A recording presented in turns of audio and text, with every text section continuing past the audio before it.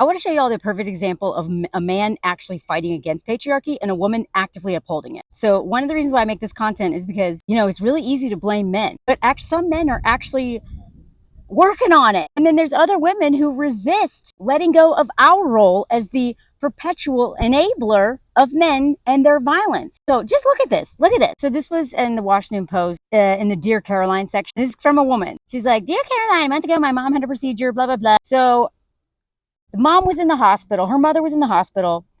And so her dad stayed with her brother and her brother's family, right? So her sister-in-law, her niece, whatever.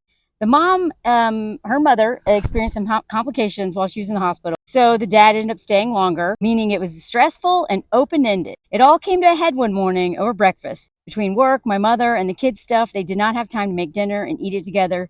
So my sister-in-law planned a DoorDash. My father, who sounds like a total prick. Oh, look, hold on. Look, there's Anthony.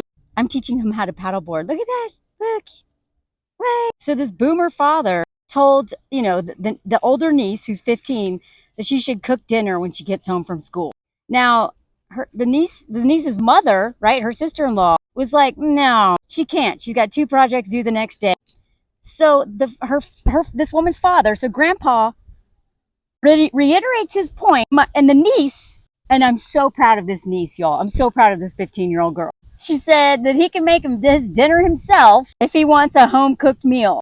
And then guess what grandpa does? He slaps the niece, his granddaughter. He slaps his granddaughter in the face for her suggesting that he cook for himself. Because, the wife, grandma, is in the hospital getting a procedure and is sick. And grandpa is so pissed that his granddaughter won't cook for him, the spoiled little brat. So he slaps her in the face. Now, this is the part that I'm very proud of. This woman's brother and the sister-in-law, right? So the parents of this 15-year-old kicked grandpa out. The brother is still dealing with the parents at the hospital, right? So he's still fulfilling his duties to take care of his parents, but refuses to allow his father around his children now because grandpa slapped one of them in the face. So then the woman who wrote this, right?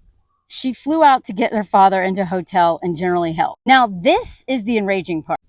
It is very obvious that my father, grandpa, is experiencing a change in personality consistent with early onset dementia. Here is my perspective check. I think my brother's overreacting. I think an apology from my niece to my father for smarting off would go a long way. No, it wouldn't.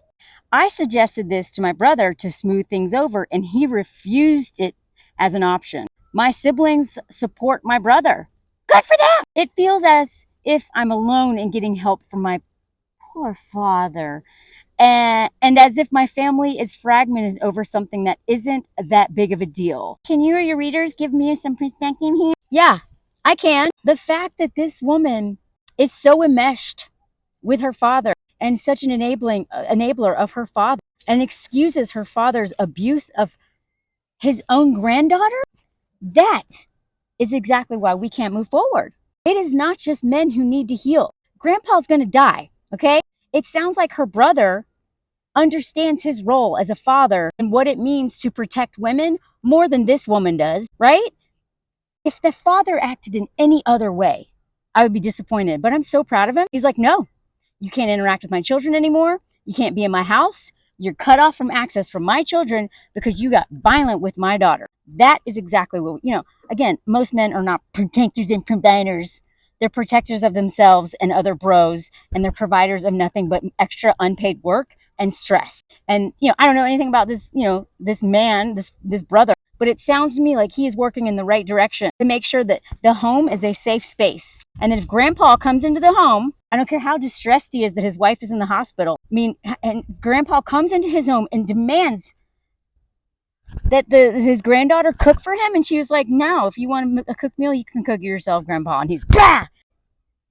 I am very proud of that father. That's the kind of father energy we need. Fathers who stand up to grandpa, who stand up to their brothers, their friends, whoever, who literally protect their daughters from the violence of other men, or just protect them from protect them from the sister who is enabling her dad. Do you see what I mean? This is why, I do not hate men. I hate patriarchy. I do not hate cool girls and pick-me's and toxic boy moms or any of those things. I don't hate them. I hate patriarchy and what it does to them. And as a reformed cool girl, and also somebody who enabled my dad for a really long time, only to my own detriment. And actually, it honestly never helped him either. I speak from experience here when I know what it means to excuse the violence of men. And not only does that put you in danger, it puts everyone in the world at danger. So on my page all the time, and you hate, I do not hate men. I know so many good men, so I know what they're capable of. But I also know that women who are not healing their trauma, I don't know what grandpa did to this woman, what her father did to her, but for whatever reason, she's excusing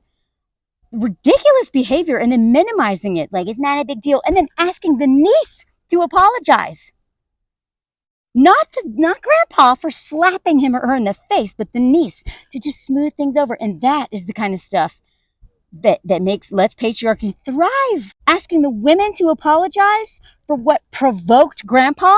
No, ma'am. That is not how we move forward. That is not feminism. That does not help men. That enables them. And women usually pay the biggest price when we enable men. Heal your trauma.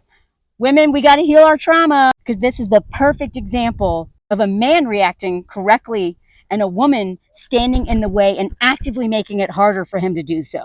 Nope, fork that.